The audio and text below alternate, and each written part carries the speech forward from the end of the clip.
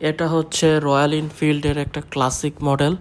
এটা হচ্ছে base variant. এটার নিচে আরও দুইটা ভেরিয়েন্ট আছে, আর এটার উপরে একটা ভেরিয়েন্ট আছে। এটা হচ্ছে রয়্যাল এনফিল্ডের ক্লাসিক গান মেটাল কালার। এটাই সবচেয়ে বেশি চলতেছে আপাতত। তো ইঞ্জিন স্পেসিফিকেশন আর চ্যাসিস সব সেম।